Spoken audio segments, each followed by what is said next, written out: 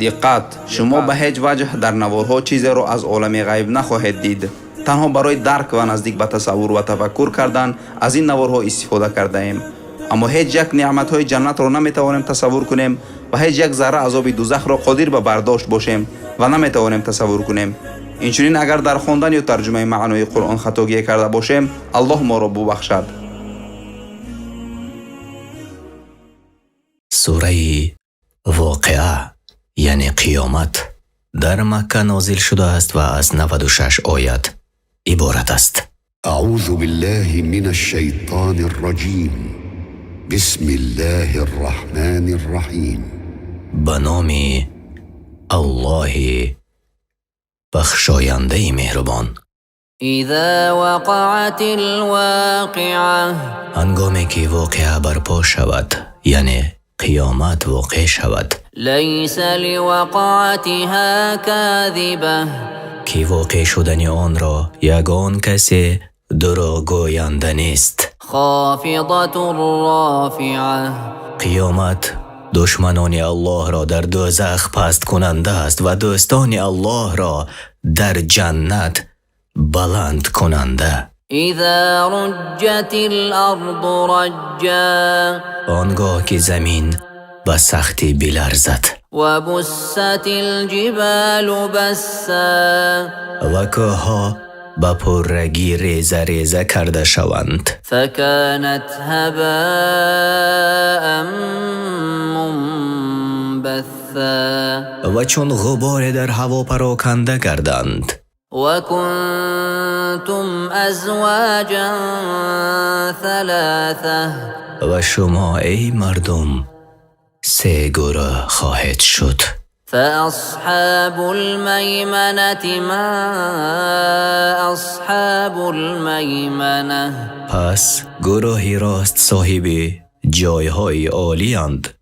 чӣ хуб аст ҷойгоҳашон. وأصحاب المشأمة ما أصحاب المشأمة ва гурӯҳи чап соҳиби ҷойҳои пастанд. чӣ бад аст ҳолашон. والسابقون السابقون ва пешсафон сӯи хубиҳо дар дунё, онҳо пешсафон сӯи дараҷаҳо дар охират мебошанд. касоне ки дар дунё дар анҷом додани корҳои хуб пешсафанд, дар охират пеш аз ҳама вориди ҷаннат мешаванд. أولئك المقربون инҳо муқаррабони даргоҳи илоҳӣ ҳастанд, наздик карда шудагонанд дар назди Аллоҳ. في جنات النعيم дар биҳиштҳои пурнозу неъмат хоҳанд буд. ثلة من الأولين дохил мешавад ба ҷаннат гурӯҳе аз пешинёни ин уммат ва умматони дигар. وقليل من الآخرين ва шумораи андаке аз пасомадагон ҳастанд. على سرر موضونة бар тахтҳои гавҳар нишон хоҳанд нишаст. متكئين عليها متقابلين такя зада рӯ ба рӯи якдигар нишаста бошанд. يطوف عليهم ولدان مخلدون бар гирди онҳо мегарданд. барои хидмати онҳо писарони ҳамеша ҷавон ки пир намешаванд ва намемиранд. بأكواب وأباريق وكأس من معين бо қадаҳҳову кӯзаҳо ва ҷомҳое аз шаробе ки дар ҷаннат ҷорист. لا يصدعون عنها ولا ينزفون ки аз нӯшидани он сардард нашаванд ва на аз ҳуш мераванд. وفاكهة مما يتخيرون و این خادمان برای جنتی ها بیارند هر نوع میوه را که می خواهند ولحم طیر مما یشتهون و گوشت پرنده از هر نوعی که پیسندشان باشد وحور عین كأمثال اللؤلؤ المكنون و برای آنهاست حورانی زنان شهل و چشم مانندی مرواریدهای در صدف پنهان کرده شده جزاء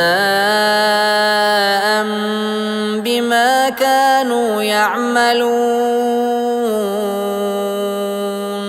این همه نعمت‌هایی که برایشان داده می شود مکافات عمل‌های نیک است که در دنیا می کردند لا يسمعون فيها لغوا ولا تأثيما در جنت نه سخنی بیهوده می شنوند و نه حرفی که گفتن آن گناه باشد إلا قيلا سلاما سلاما جو سخنی که سالم از این عیب‌ها باشد و به یکدیگر سلام گویند وأصحاب اليمين ما أصحاب اليمين و اهل سعادت چی بزرگ است مکان و پاداش آنها في سدر مخضود وطلح منضود در زیر درختان سیدری بخار و درختان موز یعنی بنان که میوه هایشان بر یک دیگر چیده شده اند وظل ممدود وماء مسكوب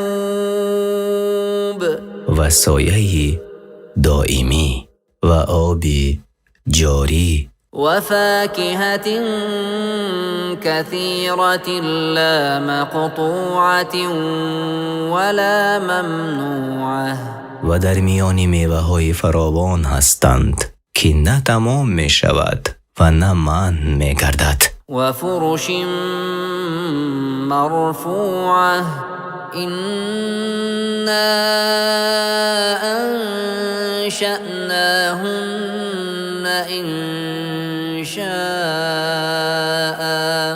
فجعلناهن أبكارا عربا أترابا و بسترهای بلند ما بیافریدیم زنهای اهل جنت را غیر آفرینشی که در دنیا بودند یعنی آفرینشی کاملی که نابود نمی شوند و آنان را دوشیزه یعنی بیکر گردانیدیم نزد شوهران دوست دارنده همسن و سال لأصحاب اليمين ثلة من الأولين همه این نعمت‌ها برای اهل سعادت است گروه بسیاری از پیشینیانند وثلة من الآخرين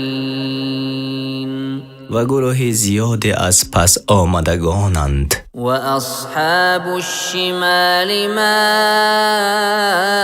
أصحاب الشمال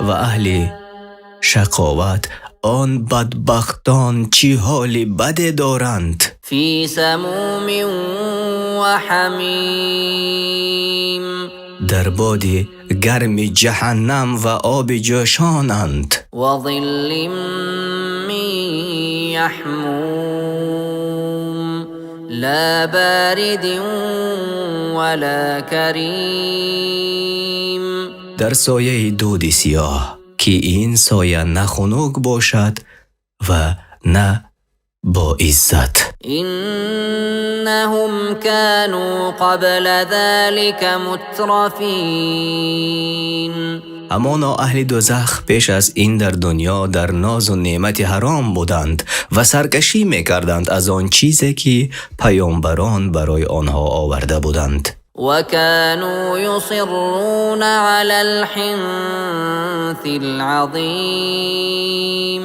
و همیشه بر گناهی بزرگ یعنی شرک دوامت میکردند و نیتی توبه نداشتند از شرک و گناه. وكانوا يقولون أإذا متنا وكنا ترابا وعظاما أإنا لمبعوثون. و می گفتند آن منکران روز قیامت: آیا زمانی که ما مردیم و خاک و استخوان شدیم آیا باز ما زنده می شویم؟ یعنی به زنده شدن دوباره باوری نداشتند. أو آباؤنا الأولون.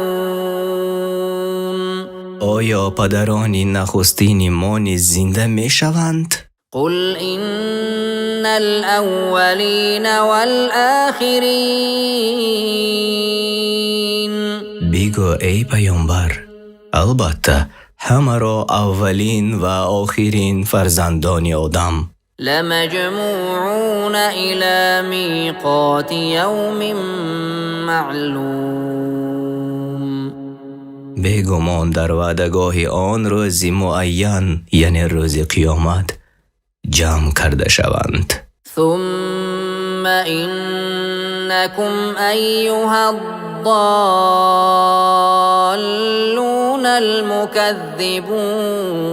المكذبون.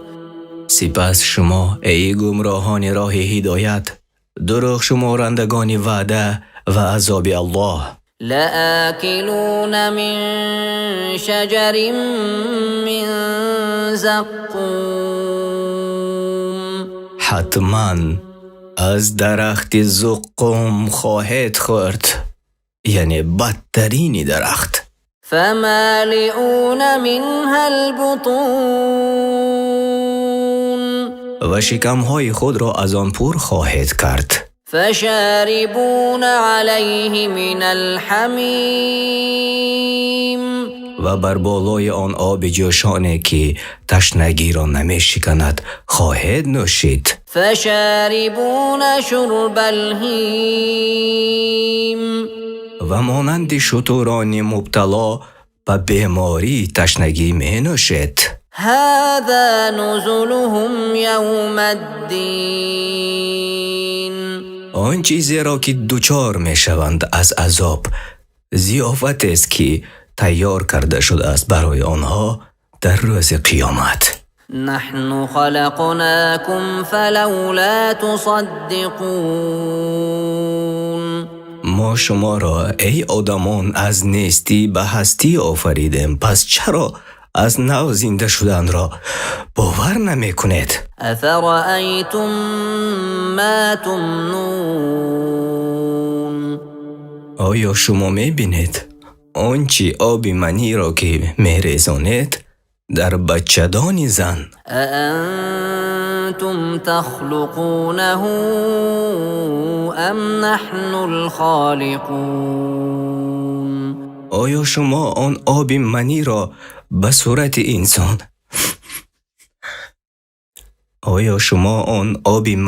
صورت انسان می آفرینید یا ما آفریده ایم؟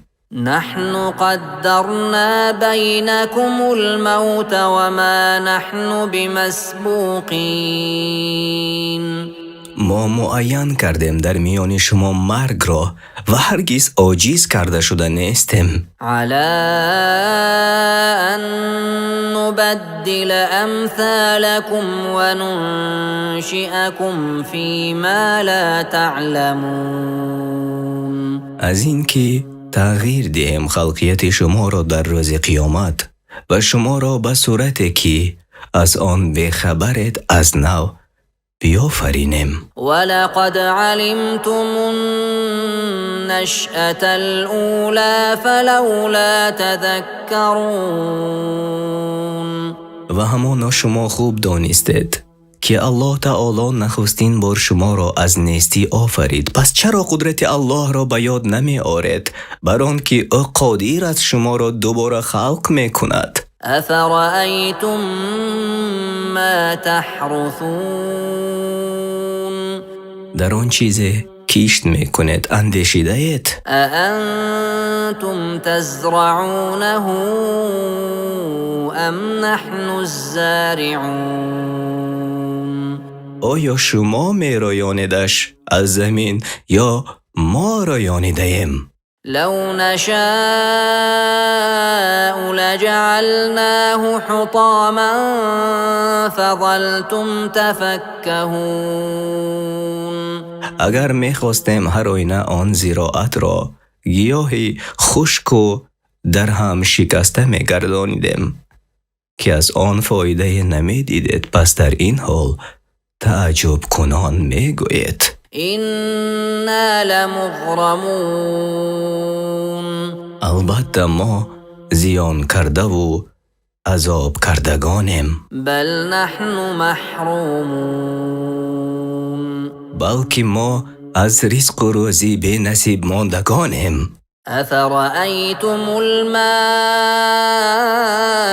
الذي تشربون آیا در آبی که می نوشید اندیشیده اید؟ أأنتم أنزلتموه من المزن أم نحن المنزلون آیا شما آن را از ابر فرو آورده اید سوی زمین یا ما فرود آرندگانیم؟ لو نشاء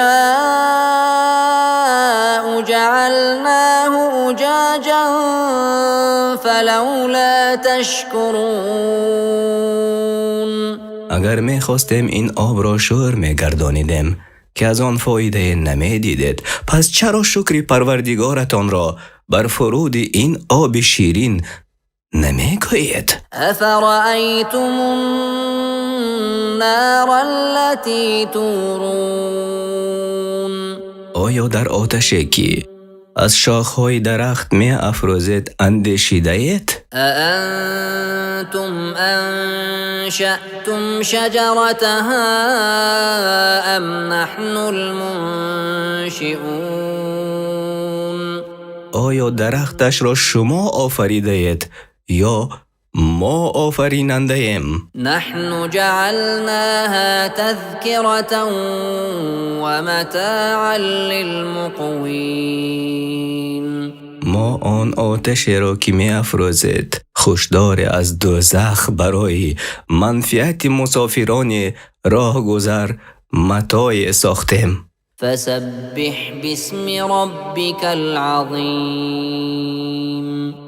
پس با پاکی یاد کن ای پیامبر نام پروردگاری بزرگت را. فلا أقسم بمواقع النجوم سوگند، یعنی الله سوگند یاد کرده می گوید سوگند با جایگاه فرو رفتنی ستاره ها در غروبگاه آسمان. وإنه لقسم لو تعلمون عظيم و این هر آینه خیلی سوگندی بزرگ است اگر بدانید. إنه لقرآن كريم البته این قرآنه که به محمد صلی الله علیه و سلم نازل شده است، قرآنی بزرگ و گرامی قدر و فایده آور است. في كتاب مكنون لا يمسه إلا المطهرون در کتاب نگه داشته شده است که از چشم خلق پوشیده است، یعنی و این کتاب پنهان لوح محفوظ است که در نزد الله و فرشتگان منزلت بزرگ دارد. دست نمی رساند به قرآن مگر فرشتگان گرامی قدری که الله تعالی آنها را از آفت و گناهان پاک گردانیده است. یعنی و این چنین دست نمی رساند قرآن را مگر کسانی که پاک هستند از شرک، جنابت و بی‌طهارتی. تنزیل من رب العالمین این قرآن کریم نازل شده است از جانب پروردگار جهانیان. یعنی پس آن حق است. أفبهذا الحديث أنتم مدهنون وتجعلون رزقكم أنكم تكذبون. آیا نسبت این کلام سستی و بی‌پروایی میکنید و به جای شکر نعمت‌هایی که الله به شما داده است شمایان آن را دروغ میبرارید و کافر میشوید؟ یعنی در این آیت این کار است برای آنهایی که بی‌پروایی میکنند به امرهای قرآن و اعتبار نمیدهند به دعوت آن. فلولا إذا بلغت الحلقوم. پس چرا هنگامی که جان به حلقوم میرسد توانایی بازگردانیدن آن را ندارد وأنتم حينئذ تنظرون. و شما در این هنگام حاضر هستید و می‌نگرید، البته نمیتوانید. ونحن أقرب إليه منكم ولكن لا تبصرون. و ما از شما به او نزدیکتریم ولی شما نمیبینید. فلولا إن كنتم غير مدينين. پس اگر میتوانید این که در برابر اعمالتان جزا داده نمی شود ترجعونها إن كنتم صادقين. اگر راست میگویید آن روح را بازگردانید. هرگز نمیتوانید. فأما إن كان من المقربين. پس چون مرده از مقربان درگاه الهی باشد، یعنی از نزدیک شدگان درگاه الهی باشد، فروح وریحان وجنة نعیم. پس برای اوست هنگام مرگش رحمت و آسایش و گل خوشبوی و بهشتی پر نعمت در آخرت. وأما إن كان من أصحاب اليمين. و اما اگر مرده از یاران راست، یعنی اهل سعادت باشد، فسلام لك من أصحاب اليمين. پس گفته می شود به او سلام و امان باد به تو از جانب یاران راست، یعنی اهل سعادت. وأما إن كان من المكذبين الضالين فنزل من حمیم. و اما اگر مرده از دروغ شمارندگانی بحث و گمراهان راه هدایت باشد، پس او را به آب گرم و جوشان دوزخ مهمانی کنند. و تصلیة جحیم. و سرانجام او در افتادن به دوزخ است. إن هذا لهو حق اليقين فسبح باسم ربك العظيم. البته این خبرهایی که ای پیامبر به تو ذکر کردیم همه راست و درست است. پس به نام پروردگاری بزرگت تسبیح گوی و او را پاک شمار از آنچه ظالمان میگویند. شما ترجمه معنای سوره واقعه یعنی قیامت را شنیدید. در مکه نازل شده است و از 96 آیت عبارت است و این از قرآن کریم و ترجمه معنای آن در روش تفسیری میسر به زبان تاجیکی گرفته شده است. کجای اگر ترجمان و یا ما به خطا راه داده باشیم طلب دعا میکنیم که الله تعالی ما را بیامرزد. آمین.